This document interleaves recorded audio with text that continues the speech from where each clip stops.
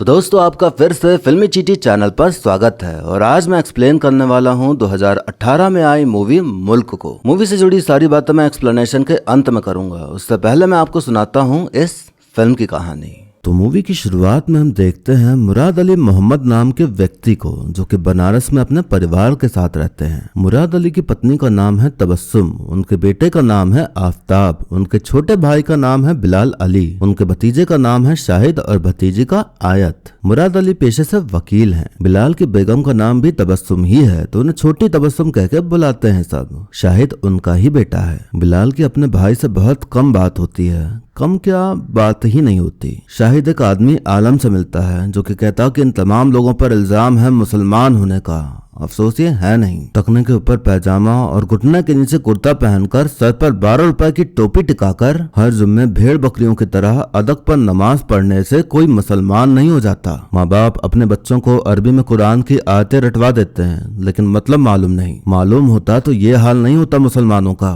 लड़कर जगह लेते और लेंगे जगह लड़कर इंशाअल्लाह। मुराद अली जिस मोहल्ले में रहते हैं वहाँ काफी हिंदू भी रहते हैं। सबसे उनकी अच्छी बातचीत है, सब आराम से मिलजुल कर रहते हैं। मुराद जी उन्हें राम राम कह देते हैं और बदले में उन्हें सलाम वालेकुम सुनने मिल जाता है। बात जब क्रिकेट की आती है तो मुराद जी फुल सपोर्ट में होते हैं कि इंडिया तो हार ही नहीं सकती, वो तो जीतेगी। मुराद जी के बेटे आफताब की शादी हुई है आरती नाम की लड़की से। आफताब और आरती का रिश्ता कुछ ठीक नहीं चल रहा था, दोनों अलग होने का सोच रहे थे। दिक्कत ये थी कि आफताब का कहना था कि बच्चा होने से पहले उनका धर्म डिसाइड किया जाए, तो इसी बात पे खिटपिट चल रही थी। मुराद जी का 65वां जन्मदिन था, तो पूरा परिवार और मोहल्ला इकट्ठा होता है जन्मदिन मनाने के लिए। जिनको नॉनवेज पसंद है उनके लिए नॉनवेज बना था, जो शाकाहारी थे उनके लिए वेज। कुछ लोग मना ही कर देते हैं खाने से कि नाचना गाना तो ठीक है पर हम खाना नहीं खाते इनके यहाँ। अगले दिन कानपुर में इंडिया ऑस्ट्रेलिया का मैच होने वाला था, तो शाहिद वही देखने जा रहा था। हमें देखने मिलता है कि जिस बस से शाहिद जा रहा था उसमें धमाका हो जाता है। बस बनारस से इलाहाबाद जा रही थी। धमाके में आरडीएक्स का इस्तेमाल हुआ और कम से कम 10 लोग मारे गए। मोहल्ले में चौबे जी थे, जिनका लड़का काम वाम करने के बजाय नेतागिरी में लगा हुआ था। चौबे जी उसे टोकते हैं कि दुकान संभालो और पैसा कमाओ। लड़का कहता कि पैसा तो हर कोई कमा लेता है, पर धर्म और देश के लिए काम करने का सौभाग्य बहुत कम लोगों को मिलता है। टीवी देखिए, हमारे देश में हम ही को मार रहे हैं सब, और आप दावत करते हैं उनके घर जाके। बिलाल की मोबाइल की दुकान थी। उनका नौकर बताता है कि पिछले महीने हमने 250 सिम लिए थे, 74 अभी स्टॉक में हैं, मतलब 276 सिम बिके। 262 सिम की रसीदें हैं और 14 की नहीं है। ऐसा कैसे हो गया? मैंने तो कोई सिम बिना रसीद के दिया नहीं। बिलाल ज्यादा ध्यान नहीं देते और कहते कि आप ही संभाल लीजिए ये सब। वो बस हादसा हुआ और बेटे शाहिद का फोन नहीं लग रहा था, तो बिलाल को अभी उसकी ही चिंता हो रही थी। पुलिस पता लगा लेती है कि इस धमाके का मास्टरमाइंड कुख्यात आतंकी महफूज आलम है। पुलिस का मानना था कि इसके पीछे जिहादी संगठन का हाथ है। ये सारी खबरें सुन मुराद कहते हैं खुदा जाने कौन सा जिहाद है ये। मतलब भी जानते हैं ये जिहाद का? जिहाद का मतलब होता है स्ट्रगल, संघर्ष, अपनी किसी बुरी आदत के खिलाफ स्ट्रगल, ना इंसाफी के खिलाफ स्ट्रगल, ये होता है जिहाद। टीवी में न्यूज आती है कि इलाहाबाद पुलिस ने 3 आतंकियों की फोटो जारी कर दी है। उन 3 आतंकियों में शाहिद की भी फोटो थी। फोटो देख घर में हल्ला मच जाता है कि शाहिद की फोटो कहाँ से आ गई। मोहल्ले में बातें बनना शुरू हो जाती हैं। चौबे जी कहते हैं चलो पुलिस में खबर करते हैं, तो सोनकर जी कहता है कि मोहल्ले का मामला है। तो चौबे जी कहते हैं कि यह मोहल्ले का नहीं पूरे देश का मामला है। बेटा ठीक कहता है, हमारा हमें ही मारा जा रहा है। आलम शाहिद से कहता कि बहुत बड़ा काम किया है तुमने, अल्लाह देख रहा है, कुछ दिन तुम अंडरग्राउंड हो जाओ बस। मुराद को पुलिस स्टेशन बुलाया जाता है, तो चौबे उनसे कहते हैं कि क्या नहीं मिलता आपको यहाँ? हमने कहा था कि यहाँ रुक जाइए, चले जाना था ना पाकिस्तान। बम बंदूक लेके लड़ने का इतना ही शौक है तो बच्चों को फौज में भर्ती कराओ ना। चोरों की तरह क्या दुबक के मासूमों को मारते रहते हो? एक हम लोग हैं जो दिन रात भाईजान करते रहते हैं। 40 सालों का साथ है अपना, हमारी जगह होते तो कैसा लगता, सोच के देखना। मुराद कुछ बोल नहीं पाते क्योंकि अभी उन्हें समझ नहीं आ रहा था कि शाहिद ने वाकई में कुछ किया भी है या उसे फंसाया जा रहा है। क्या हुआ क्या है? जो 3 आतंकी थे उनमें से 2 को मार गिराया था पुलिस ने, तीसरा आतंकी शाहिद फरार था। पुलिस को शाहिद की लोकेशन का पता चल जाता है, तो एसएसपी दानिश जावेद जाते हैं उसे पकड़ने। दानिश अपनी नौकरी, अपने देश के प्रति पूरा वफादार है। अब घर पर भी पुलिस आ जाती है, जो कि कहते हैं कि अगर वो सरेंडर कर दे तो बच सकता है। आलम अभी भी भड़काने में लगा हुआ था शाहिद को कि मार दो सबको जो तुम्हें पकड़ने आए। दानिश फोर्स लेके घुस जाता है और कहता कि अपने घर पे बात कर लो और उनकी बात सुन लो वरना वो सब भी मारे जाएंगे। अम्मी शाहिद से कहती कि तुमको किसने फंसा दिया इसमें, तो शाहिद कहता कि हमको नहीं फंसाया है, सब मुसलमानों को फंसाया है, पर तुम समझोगे नहीं, अभी हम वापस नहीं आएंगे, लड़ाई पर निकले हैं तुम सब के लिए, अपने मजहब के लिए। जब तक काफिरों से जंग नहीं जीती जाएगी मुसलमान आगे नहीं बढ़ेगा। मुराद कहता कि जितने धमाके में मरे हैं उनमें से 3 मुसलमान भी थे, तो शाहिद कहता कि वो मुसलमान नहीं थे, वो समझते थे कि वो मुसलमान हैं, जैसे आप समझते हैं कि आप मुसलमान हैं। आपको फक्र होना चाहिए हम पर, अब होगा जब उसके घर मिलेंगे हम शान से सीना तान के उसके साथ खड़े मिलेंगे। शाहिद ने सरेंडर करने के बजाय लड़ना चुना तो दानिश उसको गोली मार के खत्म कर देता है। मुराद के घर के बाहर भीड़ जमा हो जाती है पत्रकारों की, जिनका बस चले तो घर में ही घुस जाते। बिलाल को पुलिस उठा ले जाती है तो उसके साथ आरती भी जाती है। शाहिद की बॉडी को घसीट के ले जाने को बोलता है दानिश, ताकि सबको पता लगे कि कैसे आतंकियों के साथ डील किया जाता है। घर में मातम सा छा जाता है। बिलाल से दानिश पूछताछ कर रहा होता है कि शाहिद को बम बनाना खुद सिखाया या कहीं ट्रेनिंग दी। बिलाल कहता कि मुझे कुछ नहीं पता इस बारे में, तो दानिश कहता कि नाटक मत करो, मैं उसे जिंदा पकड़ सकता था लेकिन मैंने तुम्हारे बेटे को 4 गोलियां मारी। अब जो धर्म के ठेकेदार थे वो मोहल्ले के मंदिर के पास जगराते के लिए टेंट लगा रहे होते हैं। टेंट वहां लग रहा था जहां मुराद जी अपनी गाड़ी खड़ी करते थे, तो जो हो रहा था सब जानबूझ के हो रहा था। शाहिद की माँ और मुराद जी शाहिद की बॉडी घर लाने से साफ मना कर देते हैं, ये कह के कि वो हमारा बेटा नहीं है। घर में सबका रो रो के बुरा हाल हो रखा था। बिलाल को कोर्ट में पेश किया जाता है तो उनकी तरफ से लड़ रही थी आरती, वो भी पेशे से वकील ही थी। पब्लिक प्रोसिक्यूटर संतोष 14 दिन की कस्टडी मांगते हैं तो जज साहब दे देते हैं। आयत का प्रेमी था राशिद, जो कि शाहिद का भी दोस्त था। आयत को पता चल जाता है कि राशिद को शाहिद की पूरी खबर थी कि किस राह पर निकल पड़ा है वो, लेकिन किसी को कुछ बताया नहीं। आयत बताती है कि एक दिन वो अचानक शाहिद के कमरे में गई तो देखा शाहिद और राशिद कंप्यूटर पे वीडियो देख रहे हैं बम बनाने की। मुराद राशिद के घर जाते हैं उससे सवाल जवाब करने, पर उसके पिता राशिद से मिलने से साफ मना कर देते हैं। वो नहीं चाहते थे कि इन सब में राशिद भी फंस जाए। अब मुराद जी ठान लेते हैं कि वो लड़ेंगे अपने भाई का केस और उसे बाइज्जत बरी करा कर लाएंगे। बिलाल को कोर्ट में पेश किया जाता है तो संतोष जी कहते हैं कि 14 अक्टूबर को इलाहाबाद धमाके में शामिल 3 आतंकियों में से 2 आतंकियों को पुलिस ने मार गिराया और उनके सरगना शाहिद मोहम्मद को उसके एक अड्डे पर घेर लिया। और इधर बनारस के दूसरे अड्डे पर मुराद जी टोकते हुए कहते हैं कि वो अड्डा नहीं है, वो हमारा घर है। संतोष जी शाहिद की कॉल रिकॉर्ड पेश करते हुए कहते हैं कि पिछले 3 महीनों में उसे 300 बार पाकिस्तान के 5 नंबर से फोन आए हैं। वो सभी धाराएं बताते हुए शाहिद पर चार्जेस लगाते हैं। अब दानिश पूरे परिवार से पूछताछ करना शुरू कर देते हैं कि बताओ महफूज आलम के बारे में क्या पता है तुम लोगों को। मुराद जी नमाज पढ़ने जाते थे तो वहाँ उन्हें एक आदमी मिलता है जो कि कहता कि अब तो टीवी है, मोबाइल है, तो बच्चों को सब पता चलता है। पता चलता है उन्हें कि क्या हाल है मुसलमानों का इस देश में। वो सब देख रहे हैं, सुन रहे हैं और उनमें जज्बा भी है मुसलमानों के हक के लिए लड़ने का। हमें शुक्रिया अदा करना चाहिए आपका और शाहिद का, जो उन्होंने हमारे हिस्से का काम किया। अल्लाह शाहिद मियाँ को जन्नत अता फरमाए। संतोष जी कोर्ट में कहते हैं कि ये वो केस नहीं है कि एक आतंकी ने कुछ निर्दोष लोगों की हत्या की और अदालत ने उसे सजा सुनाई। कब तक चलता रहेगा ये? हम जिस सिचुएशन से डील कर रहे हैं अभी वो आतंक का व्यापार है। इनके समाज में बच्चे बहुत ज्यादा हैं। मुराद जी ऑब्जेक्शन जताते हुए कहते हैं कि ये किस समाज की बात कर रहे हैं, तो जज साहब कहते हैं कि अरे भाई आपके समाज की और किसकी। और संतोष जी अदालत में आप किसी भी धर्म के खिलाफ आरोप नहीं लगा सकते, वार्निंग दे रहे हैं आपको। संतोष जी कहते हैं कि आरोप नहीं है, जानकारी है। इनके समाज में ज्यादा शादियां अलाउड हैं, तो जाहिर है कि फिर बच्चे भी ज्यादा पैदा होंगे। शादियां ज्यादा अलाउड ही इसलिए हैं ताकि ज्यादा बच्चे पैदा कर सकें, और हो भी रहे हैं। इनके समाज में शिक्षा का स्तर बहुत नीचे है, बच्चे ज्यादा होते हैं और नौकरियां कम, तो परिवार के किसी एक आध सदस्य को जिहाद के काम पे लगा दिया जाता है। इससे थोड़ी बहुत मजहब की सेवा भी हो जाती है और पैसे भी मिल जाते हैं। बिलाल मोहम्मद एक ऐसे ही परिवार का सदस्य है। संतोष बिलाल को कटघरे में बुला के कहते हैं कि इनका नाम कुरान में उल्लेखित इनके पूर्वज का नाम है, जिन्होंने इस्लाम के इतिहास में अजान दी थी। अजान माने वही जो हमारे देश के हर शहर में बड़े बड़े लाउड स्पीकर से दिन में 5 बार बोली जाती है, जिसमें 5 बार हम सबको ये बताया जाता है कि भगवान सिर्फ एक है और वो जिसकी पूजा ये लोग करते हैं, यानी कि अल्लाह। हमारे ब्रह्मा विष्णु महेश की तो कोई वैल्यू ही नहीं है, उन्हें भगवान ही नहीं माना जाता।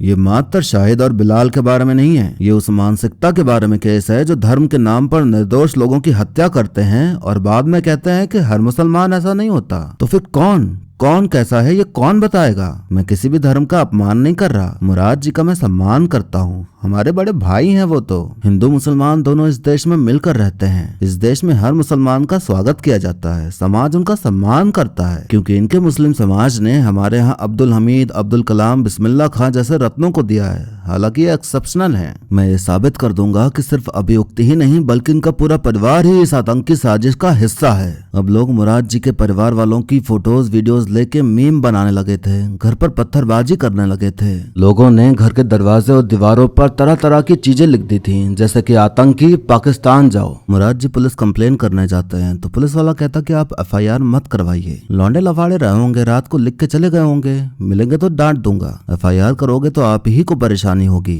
जाइए दीवार पर पेंट करवा दीजिए, ऐसे अच्छा नहीं लगता। आपका केस आतंकवाद का है, आप समझिए बात को। मुराद जी कहते कि मेरा केस आतंक का है और जो कल रात हुआ वो लौंडे लफाड़े थे। पुलिस वाला कहता कि किसी की जान तो नहीं ली ना उन्होंने। मुराद जी कहते कि अगर ले ली होती तो क्या आप मान जाते कि वो आतंकी थे। 1984 में बहुत मरे थे दिल्ली में, वहाँ कोई मुसलमान नहीं था, वो नहीं थे क्या आतंकी। छत्तीसगढ़, असम, बंगाल, कश्मीर, गुजरात, अयोध्या, इनमें से कौन लोग डिसाइड करेंगे कि ये आतंकवाद है। खाली मारने से आतंकवाद नहीं होता, किसी को डरा के कोने में बैठाने की कोशिश भी करना आतंकवाद ही है। अब संतोष जी मुराद जी को कटघरे में बुला के पूछते हैं कि बताइए 6 दिसंबर 1992 की रात आप कहाँ थे। योर ऑनर, उस रात ये थे अपने घर से 200 किलोमीटर दूर मिर कासिम असद के घर पर। कासिम मीटिंग करके लोगों को भड़काने का काम कर रहा था और उस मीटिंग में मुराद और बिलाल भी शामिल थे, पर उसकी बातों में नहीं आए। पर संतोष का कहना था कि उस समय जितनों ने दंगे किए उन्होंने ही किए जो उन मीटिंग्स में शामिल थे। खुद इनके फोन पर पाकिस्तान के उन्हीं नंबरों से फोन आए हुए हैं जिनकी अभी जांच चल रही है और अभी तक की जांच में ये साबित हुआ है कि इनके ऊपर भी तमाम आरोप साबित होते हैं जो कि बिलाल के ऊपर हैं। इसीलिए इन्वेस्टिगेटिंग ऑफिसर ने इन्हें भी इस मामले में आरोपी नियुक्त किया है, तो इन्हें भी 14 दिन की कस्टडी में रखा जाए पूछताछ के लिए। आरती अपील करती है कि इन्हें कस्टडी में ना रखा जाए, बाकी हमेशा अवेलेबल रहेंगे पूछताछ के लिए,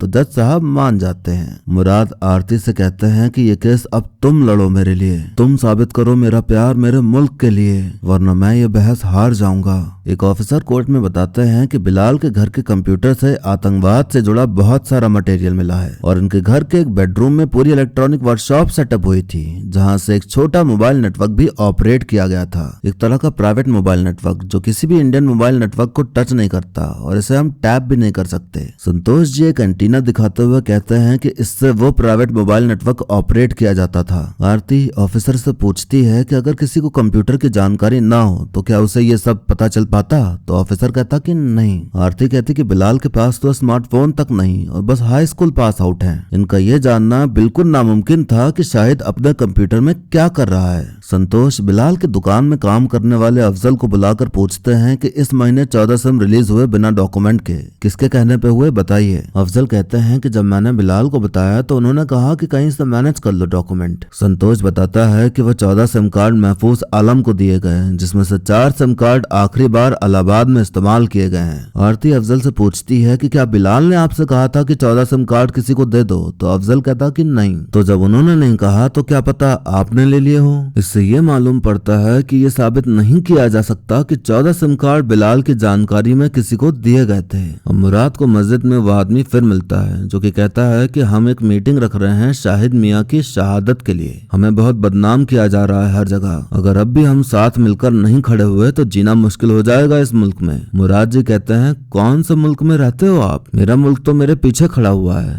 कानून अपना काम कर रहा है और मैं अपना। एक आदमी कहता कि देखिए मैंने आपके घर की दीवारें, पाकिस्तान लिखा है वहाँ। मुराद जी कहते हैं कि पाकिस्तान ही लिखेंगे ना, अगर कुछ घर आज भी पाकिस्तान के जीतने पर पटाखे बजाएंगे तो। शाहिद ने जो किया वो शहादत और मोहल्ले के कुछ गुंडों ने किया वो मुल्क। हम मोहल्ले में कुछ गुंडे हैं मानता हूँ, जैसे हमारे यहाँ भी कुछ शाहिद हैं, फर्क सिर्फ इतना है कि आप गुंडे ढूंढ रहे हैं और मैं शाहिद। संतोष कोर्ट में सीसीटीवी कैमरे की फुटेज दिखाते हैं जिसमें बिलाल और शाहिद दिखते हैं महफूज आलम के साथ। इलाहाबाद धमाके से ठीक 10 दिन पहले ये आतंकी महफूज आलम इनकी दुकान पर आया था। इनकी दुकान इनका तीसरा अड्डा है जहां आतंकियों को सिम कार्ड दिए गए और उनके साथ डील फाइनल हुई। संतोष एक होटल के मालिक को बुलाता है जो कि बताता है कि पाकिस्तान से गेस्ट आए थे जो कि बिलाल के लिए $1500 छोड़कर गए थे जो कि मैंने बिलाल को दे दिए। संतोष जी कहते हैं कि 14 अक्टूबर को 12 बजे यानी कि धमाके के 4 घंटे बाद पाकिस्तान से आने वाला पैसा बिलाल को मिल गया और धमाके के ठीक 10 दिन पहले आतंकी महफूज आलम शाहिद और बिलाल से इनके तीसरे अड्डे पर डील फाइनल करता है और मात्र 1 लाख रुपए के लिए 16 मासूम हिंदुस्तानियों को मौत के घाट उतार दिया जाता है।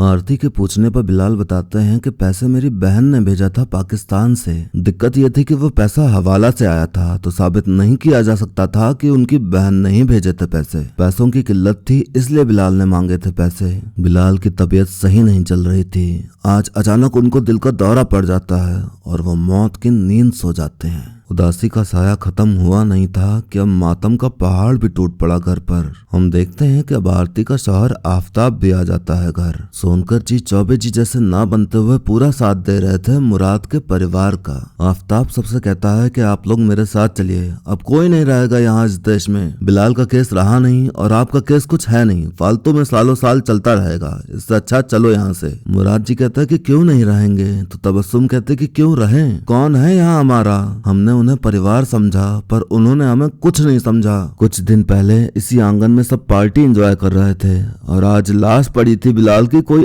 आया तक नहीं। सोनकर जी कहते कि आफताब सही कह रहा है, आप लोग चले जाइए। मुराद जी कहता कि क्यों जाऊं, कहाँ जाऊं, ये घर है मेरा। क्या कहूंगा मैं अपने आप से कि मैं देशद्रोही हूँ। हम केस यहीं लड़ेंगे और सबके सामने लड़ेंगे। अब कोर्ट में राशिद सबके सामने आकर बताता है कि 2 साल पहले व्हाट्सएप पर एक मैसेज आया था। कश्मीर में बाढ़ आई थी तो वहां के लोगों की मदद के लिए मैंने और शाहिद ने किसी तरह 7,000 रुपए इकट्ठा करे और जाके आलम भाई को दे दिए। आलम भाई ने बताया कि वो बॉम्बे से हैं और एक इंजीनियर हैं। फिर कुछ वक्त बाद उन्हें महसूस हुआ कि इस मुल्क के गरीब और जरूरतमंद मुसलमानों को उनकी मदद की जरूरत है तो वो सब कुछ छोड़ इस काम में लग गए। उन्होंने 2-3 बार सामने से फोन करा चंदा इकट्ठा करने के लिए जो कि हमने किया। 2 बार किसी और को देने के लिए बोला और एक बार वो खुद बनारस आए थे हमसे मिलके चंदा लेने। आखिरी बार करीब 4 महीने पहले वो हमसे मिले थे। उन्होंने कहा कि थक गया हूँ मैं, लोग साथ नहीं देते, सरकार साथ नहीं देती, उल्टा परेशान करती है। कश्मीरी मुसलमानों की मदद करो तो बोलते हैं कि पाकिस्तानी है आलम भाई। फोन टैप करते हैं, थाने पर बुलाते हैं और किसी से फोन पर बात करो तो उसे भी परेशान करते हैं। अब से तुम लोगों को फोन नहीं करूंगा मैं, नहीं तो तुम्हें भी परेशान करेंगे। शाहिद आइडिया देता है कि आप इंटरनेट पे फोन करिएगा आपसे।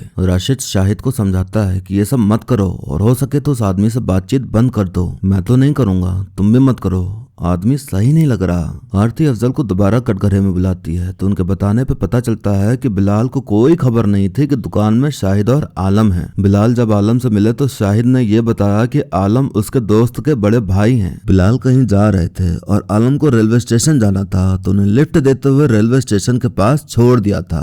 बस इतनी सी बात थी। बिलाल को कोई आइडिया नहीं था कि आलम कौन है क्या है। शाहिद ने एंटीना ये बोल के लगाया था कि ये डिश एंटीना का सिग्नल बूस्टर है और पूरे परिवार ने मान लिया क्योंकि उनको विश्वास था कि उनका लड़का ज्यादा पढ़ा लिखा है तो सही बता रहा होगा। आरती अब मुराद जी को कटघरे में बुला के कहती है कि प्रोसिक्यूशन का मानना है कि आप और आपका पूरा परिवार अपने घर पर बच्चों से आतंक का व्यापार करा के पैसा कमाता है। आप सबके सब देशद्रोही हैं और यह आरोप है आप पर और आपके पूरे परिवार पर। मुराद जी कहते कि हम देशद्रोही नहीं हैं तो आरती कहती कि कैसे साबित करेंगे आप, ये कैसे मान लिया जाए कि आप देशद्रोही नहीं हैं? क्या इसलिए कि सन 47 में जब आपके पास चॉइस थी आप एक मुस्लिम मुल्क जा सकते थे, आप नहीं गए, या इसलिए कि आप इनकम टैक्स भरते हैं, वोट देते हैं, घूस नहीं देते? आपके पास कोई सबूत ही नहीं है कि आप देशद्रोही नहीं हैं। तो चाहिए हमें सबूत क्योंकि आपको देखकर लगता नहीं है कि आप देश प्रेमी हो सकते हैं। क्या आपने कभी सोचा कि एक आम देश प्रेमी कैसे फर्क करेगा दाढ़ी वाले मुराद में और दाढ़ी वाले आतंकी में? कैसे हमें पता चलेगा कि वो खराब मुसलमान है और आप अच्छे मुसलमान हैं? मुराद जी मुस्कुराते हुए कहते हैं कि जब कुरान पढ़ा था तो पता चला था कि कयामत के दिन अल्लाह मुझसे ये सवाल पूछेगा कि मैं एक अच्छा मुसलमान था या नहीं, और वो फैसला करेगा।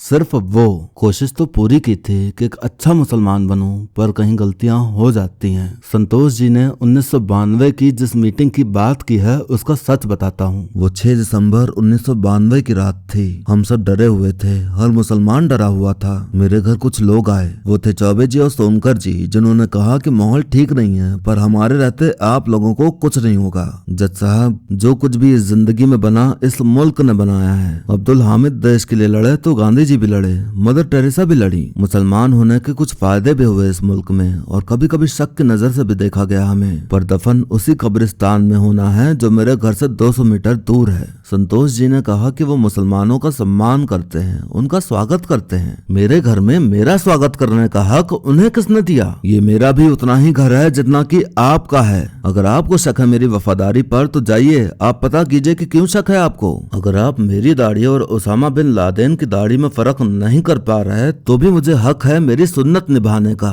गले लगा के सवाल पूछिएगा तो कलेजा निकाल के हाथ में रख दूंगा। उंगली उठा के पूछिएगा तो याद रखिएगा मेरी जवाबदारी आपसे नहीं है, अपने ईमान से है, अपने मुल्क से है। आरती बताती है कि पाकिस्तान से बिलाल के फोन पर जो 300 कॉल्स आए हैं वो 5 नंबर से आए हैं। पहला नंबर उनके कजन भाई का है, दूसरा भी उनके कजन भाई का है, तीसरा कजन भाई की बेगम का है, चौथा कजन भाई और पांचवा उनकी बेगम रूही मोहम्मद का है। ये वही रूही मोहम्मद हैं जिनसे बिलाल ने $1500 मांगे थे अपनी हार्ट सर्जरी के लिए। दिक्कत बस ये हो गई कि ये पैसा उनको उसी दिन मिला जिस दिन धमाका हुआ था। अब आरती इन्वेस्टिगेटिंग ऑफिसर दानिश को कटघरे में बुला के पूछती है कि क्या आप मानते हैं कि हर मुस्लिम आतंकी नहीं होता? तो दानिश कहता कि हाँ। तो क्या हर आतंकी मुस्लिम होता है? तो दानिश कहता कि जितना मैंने एक्सपीरियंस किया है तो यही सच है। आरती कहती कि आतंकी की परिभाषा क्या है बताइए। परिभाषा है राजनीतिक या सामाजिक उद्देश्य के लिए हिंसा का प्रयोग, विशेषकर आम जनता के विरुद्ध। आरती कहती कि आपने नोटिस किया कि इस परिभाषा में कहीं भी धर्म का जिक्र नहीं है। तो बताइए आप कैसे तय करते हैं कि ये आतंक है ये नहीं है? कौन तय करता है बताइए?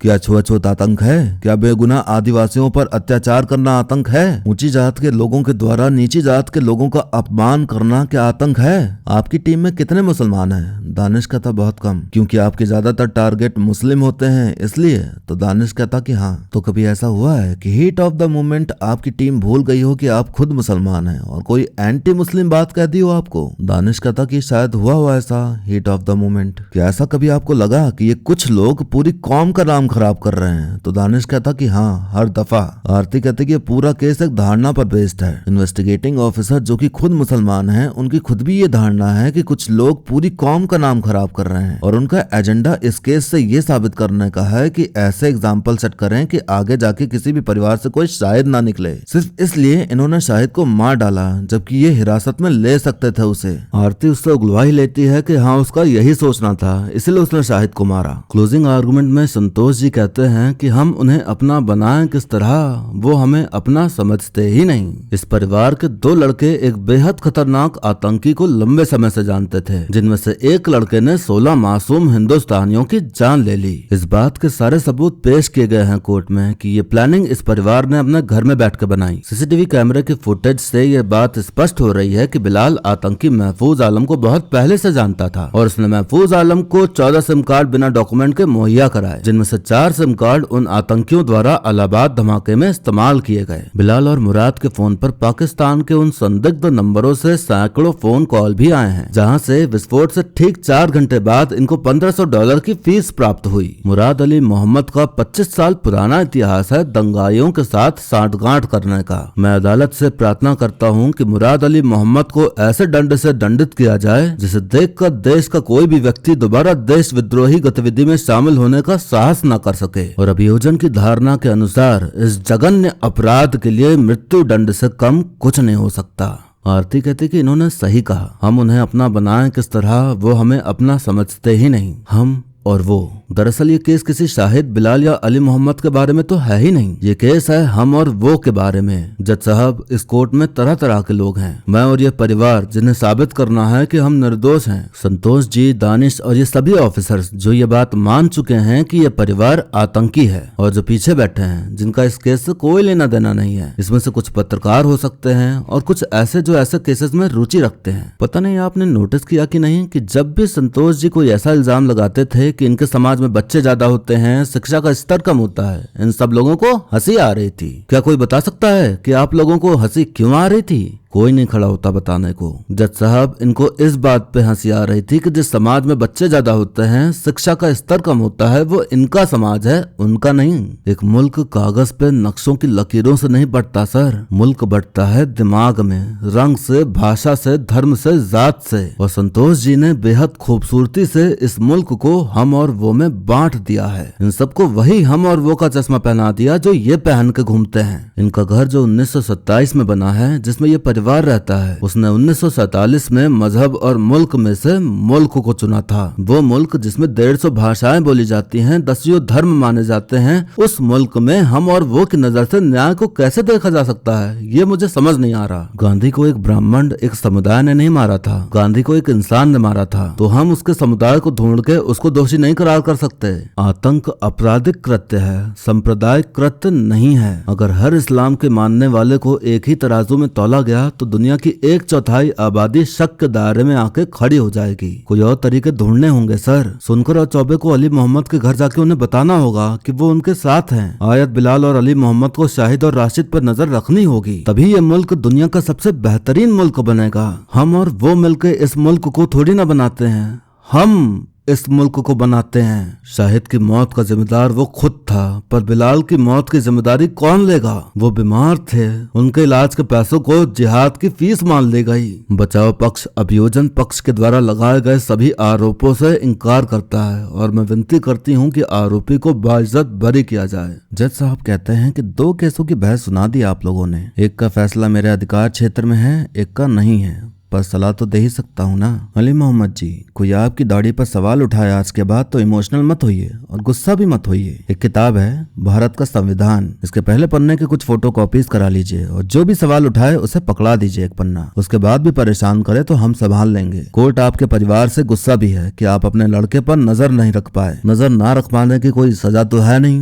बस संभालिए अपने लड़कों को। किससे मिलते हैं, क्या देखते हैं, कहाँ जाते हैं, जानिए सब। इस्लाम के एजेंट नहीं है आतंकी, पर अपने व्यापार और राजनीति के लिए ये इस्लाम का गलत इस्तेमाल कर रहे हैं। इस बात को मान ले हम लोग तो इससे बचने का रास्ता भी निकल आएगा। दानिश जी, आप तो अपने ही कौम के खिलाफ धारणाएं बना के रखे हुए हैं, नहीं तो हवाला करने के बजाय आपने केस कब का फाइल कर दिया होता। पर आपको तो आतंक और एनकाउंटर में दिलचस्पी है। अपना चश्मा साफ कीजिए, दुनिया खुद साफ हो जाएगी। जब भी हमें कोई वो और हम में बांटने की कोशिश करे कि हम अच्छे हैं वो बुरे हैं, तो घर जाके कैलेंडर देख लीजिएगा कि इलेक्शन में कितना टाइम बचा है। अली मोहम्मद जी, आपको बाइज्जत बरी किया जाता है। संतोष जी आरती से आके कहते हैं कि आज फिर न्याय ने धर्म को चित कर दिया, बधाई हो आपको। चौबे जी अली मोहम्मद से गले मिलने आते हैं, वो सबसे गले मिलते हैं पर उनसे नहीं। अली मोहम्मद दानिश से कहते हैं कि प्यार ढूंढिएगा जनाब, तभी प्यार मिलेगा। घर जाकर अली मोहम्मद तबस्सुम से कहते हैं कि हम बिलाल को बाइज्जत बरी करा लाए। आफ्ताब और आरती के बीच भी थोड़ी बहुत चीजें ठीक हो जाती हैं। दानिश देखता है एक मुस्लिम की दुकान पर तिरंगा फहराता हुआ, एक मुस्लिम बच्चा जिसने पहन रखी है धोनी के नाम की जर्सी। उसे दिख रहा था कि दुनिया इतनी भी बुरी नहीं है, सब सही हो गया, सब अच्छा हो गया। और फिर इसी कहानी के साथ ये मूवी यहीं पर खत्म हो जाती है। तो दोस्तों, हमने देखी एक ऐसी मूवी जहां हमें बताने की कोशिश की गई कि कैसे हमें धर्म के नाम पे बांटा जाता है, हिंदू मुस्लिम किया जाता है। ये मूवी हमें बताने की कोशिश करती है कि कैसे लोगों की सोच में भरा जाता है कि इनके यहाँ तो ऐसा होता है, वैसा होता है, ऐसे रहते हैं ये लोग। पहले मोहल्ले में सब अच्छे से रहते थे, फिर जब पता चला कि शाहिद आतंकी बन गया तो सबने उन्हें बुरी नजर से देखना शुरू कर दिया, उनसे बात करना बंद कर दिया। ऐसा दिखाने की कोशिश बहुत की गई कि देखो कैसे लोग बर्ताव करते हैं बेगुनाह लोगों के साथ, बुरी तरह बर्ताव होता है इनके साथ। यही बात समझ नहीं आई कि जो उनके खिलाफ खड़ा हुआ है वो बुरा इंसान कैसे बन गया। अब आपके घर का लड़का जब धमाके कर रहा है अपने ही देश में रह के, तो हर कोई आपके खिलाफ तो होगा ही ना। आपकी आरती थोड़ी उतारेगा कि आपके लड़के ने बड़ा अच्छा काम किया है, आओ आरती उतार दें। सालों से साथ रहे हो, पर ऐसी हरकत करने पे वो इंसान भी आपसे दूरी बना ही लेगा जो आपके घर के बगल में रहता है। सीधी सी बात है कि अगर आपके परिवार में कोई ऐसा काम करता है तो पूरे परिवार को नफरत की आग झेलनी ही पड़ेगी। फिर उसे हैरान नहीं होना चाहिए कि अरे कल तक तो जो हमसे अच्छे से बात कर रहे थे वो आज हमसे खफा क्यों है।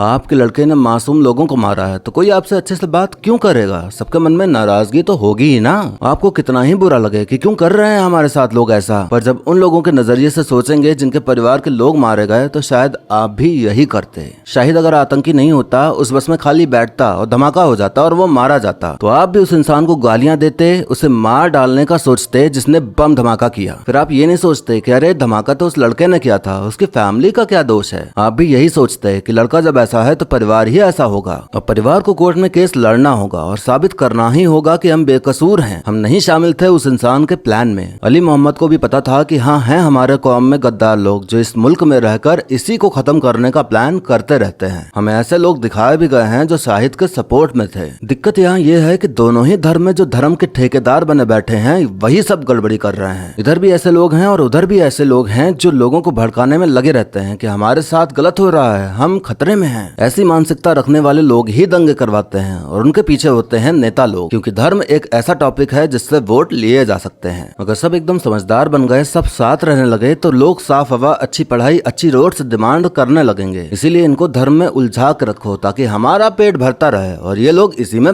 फंसे रहें। ये अब कंपटीशन भी हो चला है कि जब ये लोग ऐसा कर रहे हैं तो हम क्यों ना करें, और इस चक्कर में और नफरत फैलती जा रही है। कुछ चीजें जो संतोष द्वारा यानी कि आशुतोष जी द्वारा कही गई वो कहीं ना कहीं सच है। जैसा कि मैंने कहा कि गलत सोच रखने वाले दोनों तरफ हैं, तो मुस्लिम समाज में भी हैं ऐसे लोग जो ऐसी गिरी हुई सोच रखते हैं कि बच्चे ज्यादा पैदा करने चाहिए ताकि हमारी कौम बड़ी हो सके, हम डोमिनेट कर सकें। जो पढ़े लिखे मुस्लिम हैं, जिन्हें अच्छा वातावरण मिला, अच्छी सोच रखते हैं, उन्हें बुरा लगेगा कि ऐसी बातों को कैसे मान सकते हो आप। पर रियलिटी में ये सोच सिर्फ अफवाह नहीं है, बल्कि लोग इस बात को मानकर ऐसा कर भी रहे हैं। अगर आज भी कोई 8-8 बच्चे पैदा कर रहा है, 2-2, 3-3 शादियां कर रहा है, तो इसे और क्या कहेंगे। इसे ये तो कहेंगे नहीं कि आदमी बहुत ही रोमांटिक मिजाज का है इसलिए इतने बच्चे हो गए, ये तो नहीं कहेंगे ना। कोई भी समझदार इंसान 2 से ज्यादा बच्चे नहीं करेगा इस महंगाई के जमाने में। लेकिन जिसे मतलब ही नहीं कि बच्चे को पढ़ाना है या उन्हें अच्छी जिंदगी देनी है, कामयाब बनाना है, तो करने में लगे हुए हैं 8-10 बच्चे एक अलग ही मकसद लेकर। एक बात ये भी सच है कि हिंदू धर्म में रहने वाले लोग एक बार को अपने धर्म के नियम कानून को किनारे रखकर सेक्युलर होने को तैयार हो जाते हैं और उन्हें कोई गाली भी नहीं देता, बुरा भी नहीं कहता। लेकिन यही काम मुस्लिम इंसान कर दे तो भर भर के गालियां मिलती हैं उसे। उदाहरण के तौर पर आप SRK को ले लीजिए। जब भी वो गणेश चतुर्थी पे पोस्ट डालते हैं तो पूरा कमेंट बॉक्स भरा होता है बुरे कमेंट से, जो कि मुस्लिम्स के द्वारा ही किए गए होते हैं। हिंदू धर्म में तो जो गलत चीजें हैं उनमें बदलाव लाने का भी सोचा जाता है, पर मुस्लिम समाज में मुस्लिम्स को तो कुछ गलत लगता ही नहीं, सब सही लगता है, बदलाव लाना ही नहीं है कुछ। जैसे आप किसी के लिए सब कुछ करें और करते ही जाएं, और एक दिन आप उम्मीद लगाएं कि सामने वाला भी आपके लिए कुछ करे जैसे आप उसके लिए करते हैं, पर वो आपके लिए खुद को बदलना ही नहीं चाहता, अपने में ही रहे। तो आप सोचोगे कि जब सामने वाला कुछ नहीं करता मेरे लिए तो मैं क्यों करूं। यही सिचुएशन चल रही है अभी। अब हिंदू धर्म के लोग यही सोचने लगे हैं कि क्यों बने रहे हमें सेकुलर, जब सामने वाले को अपने में ही रहना है, उसे बदलना ही नहीं है अपनी सोच। हाय हेलो तक सब सही रहता है, लेकिन जैसे ही धर्म की बात करो तो सब हाय हेलो दोस्ती गायब हो जाती है और कट्टरता दिखाई पड़ती है। तो फिर इंसान सोचता है कि जब वो इंसान अपने धर्म को लेकर कट्टर है तो हम क्यों ना बने। इस चक्कर में जिस इंसान को पता ही नहीं कि धर्म क्या है, कैसे निभाया जाता है, क्या है अपने धर्म में, वो भी इंस्टाग्राम बायो में सनातनी लिखे घूम रहा है। ये फिल्म बहुत कोशिश करती है ये बताने की कि हम सब एक हैं, सबको मिलकर अच्छे से रहना चाहिए, तभी ये देश आगे बढ़ेगा। जब शाहिद की गलती ना होती, वो बेवजह फंस जाता शक के तौर पर और उसे मार दिया जाता, तब इस मूवी का जो मैसेज है वो अच्छे से लोगों तक पहुंचता कि नफरत भरी बातों ने कैसे किसी बेगुनाह इंसान की जान ले ली, करा किसी और ने और भुगतान भरा किसी और ने। अब जब साफ दिख रहा है कि वो गलत है तो फिर गलत ही माना जाएगा उसे और उसके पूरे परिवार को। उम्मीद नहीं कर सकता उसका परिवार कि उनसे सब अच्छे से बात करें, सब हंस खेल कर रहें है उनके साथ। दानिश के ऊपर इल्जाम लगे कि उसे शाहिद को हिरासत में लेना चाहिए था, मारना नहीं चाहिए था। क्यों ना मारे, वो शाहिद एक आतंकी था। क्यों ना एग्जाम्पल सेट करे वो कि कोई दोबारा आतंकी ना बने, वरना उसका हाल यही होगा। शाहिद जैसे लोगों की वजह से उसे ऐसी बातें सुननी पड़ती थी कि ये लोग तो होते ही ऐसे हैं, तो जिनकी वजह से उसका कौम बदनाम हो रहा है, वो ना क्यों वीआईपी ट्रीटमेंट दिलवाए हिरासत में लेके उन्हें। इस टॉपिक पर बात करनी हो तो इतनी बातें हैं कि 2 घंटे की वीडियो बन जाए। एक्टिंग की बात की जाए तो तापसी पन्नू, आशुतोष राणा, ऋषि कपूर, मनोज पावा, कुमुद मिश्रा और बाकी जितने भी कलाकार फिल्म में मौजूद हैं, सबने काफी अच्छा काम किया है। सबकी एक्टिंग अच्छी ही देखने मिली। वीडियो काफी लंबी हो गई है, तो अब इसको यहीं पर खत्म करते हैं। बाकी जाने से पहले आप बता के जाइए कि आपको मूवी की कहानी और मेरा एक्सप्लेन करना